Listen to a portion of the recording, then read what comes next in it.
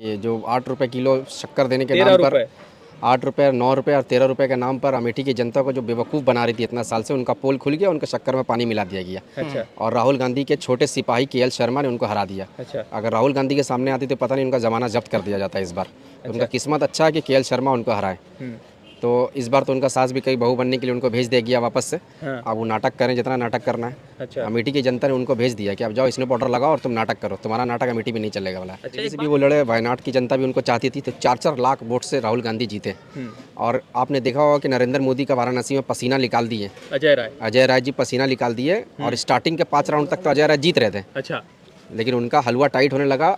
अब हिंदुस्तान का प्रधानमंत्री जो राम मंदिर के नाम पे वोट मांगता हो, हाँ। वो वाराणसी से खुद 1 से 1.5 लाख वोट से जीते। और अयोध्या हार गए। और अयोध्या जिस जगह पे राम मंदिर बना, हाँ। राम के नाम पर वोट मांगने वालों को ये आप सोचना चाहिए कि राम के नाम पे वोट नहीं मिलेगा, काम के नाम पे वोट मिलेगा। आती मुर्गी की तरह वो फड़फड़ा रहे हैं अच्छा कि अकेले एक सरकार भी नहीं बना पाए। 400 पार कर रहे थे, इनका हाथ में हिंदुस्तान की जनता चौकोबार थमा दिया। अच्छा। चूसते रहो। अच्छा अभी नीतीश बाबूजी हाँ। और चंद्रबाबू चंद्रबाबू नायडू जी, हाँ। इन लोग से हाथ जोड़ के हिंदुस्तान की जनता ये कहती है कि हिंदुस्तान के संविधान को बचाने के लिए इंडिया अलायंस के साथ जुड़ जाओ। अच्छा ये चौकोबार के साथ मत जोड़, क्योंकि तुमको चौकोबार चुसा के तुमको ये बेवकूफ़ बना देगा आंध्र प्रदेश को। हाँ। ये बहुत अच्छा तरीके, ये कांग्रेस पार्टी तो हम लोग इसीलिए कर रहे हैं कि कांग्रेस पार्टी की एक धर्म को लेकर राजनीति नहीं करती, ना हिंदू ना मुसलमान ना सिख को ईसाई को।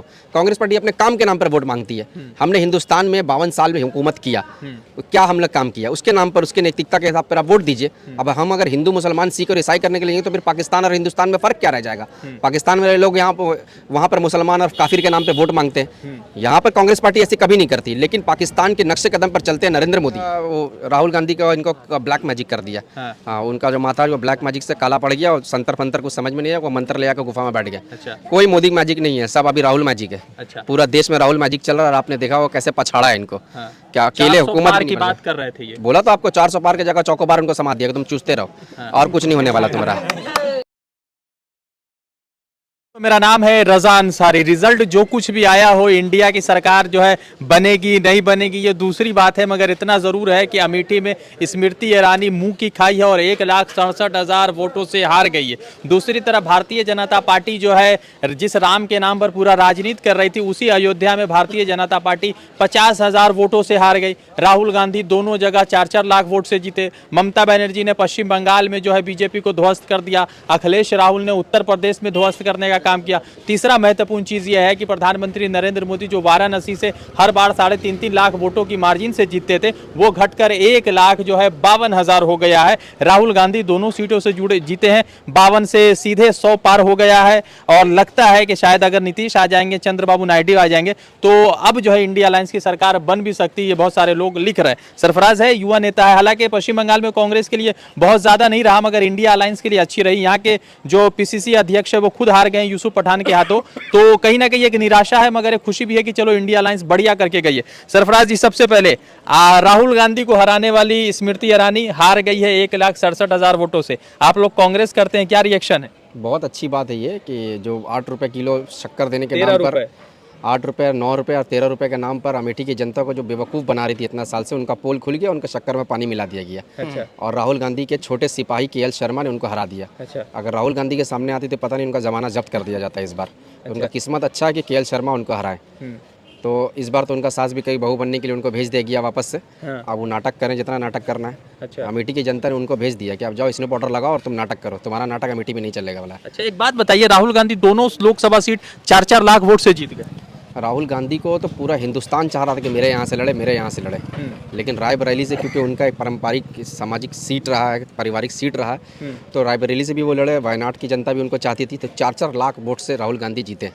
और आपने देखा होगा कि नरेंद्र मोदी का वाराणसी में पसीना निकाल दिए, अजय राय जी पसीना निकाल दिए। और स्टार्टिंग के 5 राउंड तक तो अजय राय जीत रहे थे। अच्छा लेकिन उनका हलवा टाइट होने लगा।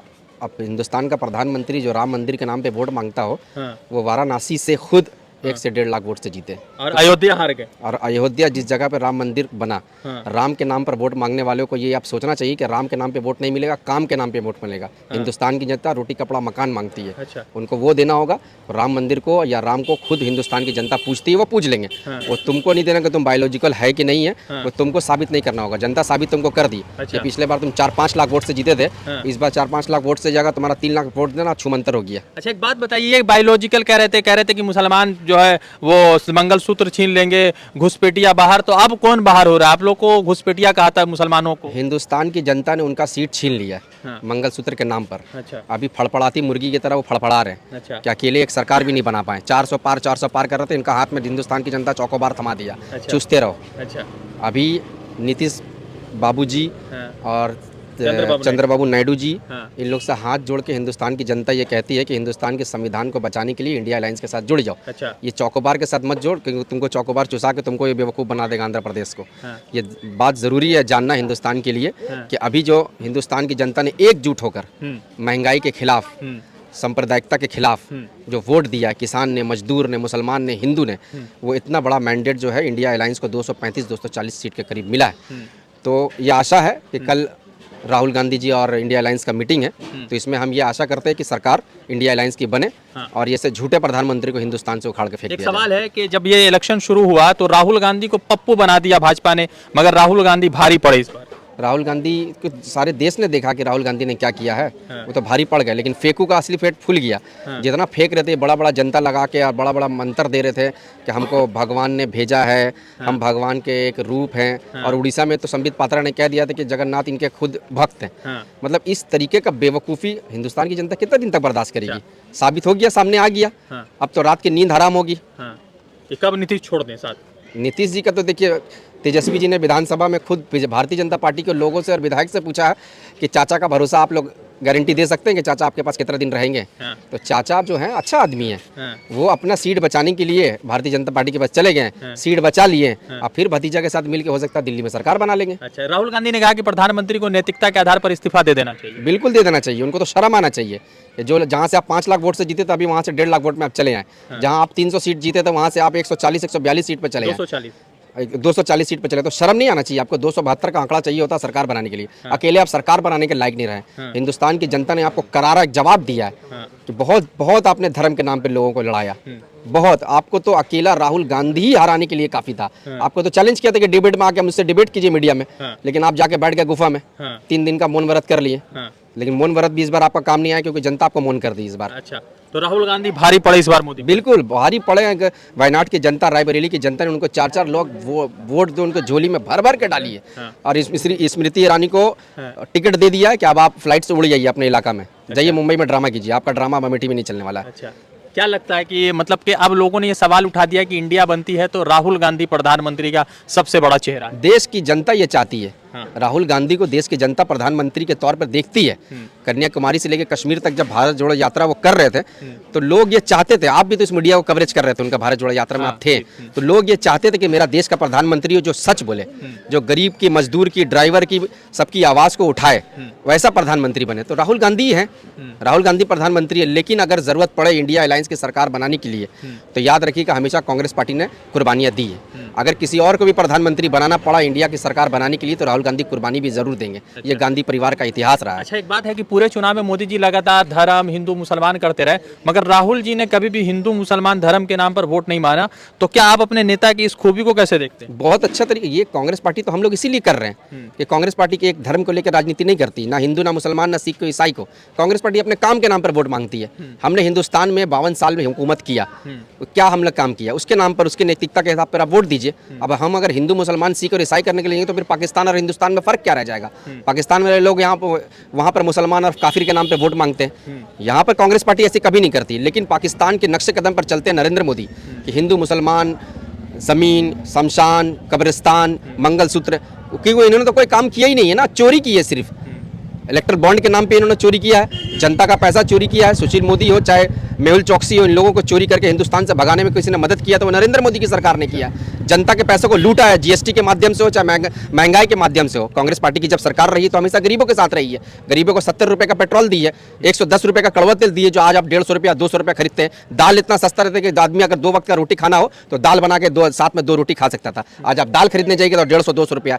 तो ये सब कांग्रेस पार्टी की सरकार में नहीं थी। कांग्रेस पार्टी हमेशा गरीबों के साथ रही है। और इस बार इंडिया अलायंस की सरकार बनेगी तो राहुल गांधी ने कहा कि सबसे पहले जो है हम गरीब महिलाओं को 8,500 रुपये देंगे ठका ठक उसके अकाउंट में। अच्छा, तो ये एक मदद होगा ना। आप अगर आपके आपके घर में एक नौजवान लड़का है जो 8,000 से 10,000 से प्राइवेट नौकरी में ज़्यादा नहीं मिलता है, लेकिन एक घर चलाने के लिए कम से कम आपको 15,000 रुपये की जरूरत पड़ती है, तो कम से कम आप 8,000 रुपये अगर कांग्रेस पार्टी की तरफ से मिलेगा तो आप अपने घर को राशन को चला सकेंगे।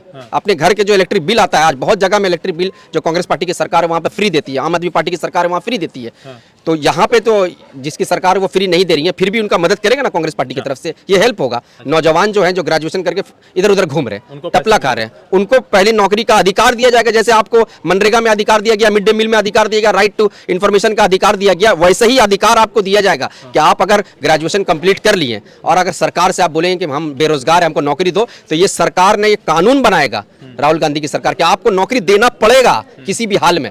ऐसा कौन नेता है हिंदुस्तान का जो इस तरह क्या कहेंगे? बाबा का वहाँ का बुलडोजर थम गया, इंडिया अलायंस 45 हो गई, बाबा का बुलडोजर उल्टा चल गया, अच्छा इसीलिए बाबा का बुलडोजर उल्टा चला और 80 से सिमट गया 37-35 में।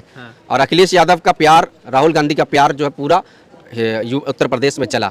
अयोध्या जहाँ पर आपने मंदिर बना के लोगों को बेवकूफ़ बनाया, वो तो जो वहाँ पे 3 ऋषि मुनि हैं उन लोगों ने विरोध किया कि ये जो राम मंदिर जो बना है ये पूरी तरीके से कंप्लीट नहीं हुआ है, तो इसको अभी ओपनिंग करना हम लोग के वेद के हिसाब से अभी शुभ नहीं है। लेकिन आपने ऋषि मुनि को भी नहीं माना, अपने आप को भगवान समझने लगे। लेकिन अपने आप को जब इंसान भगवान समझने लगता है ना, तो जनता जो है उसको औकात उसको दिलाती है। नरेंद्र मोदी और बाबा का भी औकात उनको दिला दिया गया। आखिरी कमेंट राहुल गांधी पर। राहुल गांधी देश के एक अच्छे मोहब्बत वाले नेता हैं जो देश को आगे ले जा सकते हैं, इंडिया को आगे ले सकते हैं। नौजवान, हिंदू, मुसलमान, सिख, ईसाई, अति पिछड़ा, गरीब, सारे लोगों का नेता अगर पूरे हिंदुस्तान में कोई है जिसको ख्याल कोई रख सकता है तो वो सिर्फ और सिर्फ राहुल गांधी है। तो कांग्रेस जीती नहीं है, मगर जिस तरह से सीट आए हैं 100 के पार हो गए हैं कांग्रेस, तो इससे तो लग रहा है कि 2024 जो है इस बात का आगाज हो चुका है कि देश भर में मोदी मैजिक नहीं, मोदी मैजिक की बात आखिरी कर देते। ये कह रहे थे कि पूरे देश भर में मोदी मैजिक है, मोदी के नाम पर काम दो, बाहर में जो हमने बनाया उस पर दो, तो उस पर तो जनता ने वोट मोदी मैजिक, राहुल गांधी का इनको ब्लैक मैजिक कर दिया। हाँ, उनका जो माथा जो ब्लैक मैजिक से काला पड़ गया और संतर फंतर कुछ समझ में नहीं आया, वो मंत्र ले आकर गुफा में बैठ गया। अच्छा। कोई मोदी मैजिक नहीं है, सब अभी राहुल मैजिक है। अच्छा। पूरा देश में राहुल मैजिक चल रहा है और आपने देखा वो कैसे पछाड़ा है इनको। क्या अकेले हुकूमत की बात कर रहे थे? ये बोला तो आपको 400 पार की जगह चौकोबार उनको समाज दिया, तुम चूसते रहो और कुछ नहीं होने वाला तुम्हारा।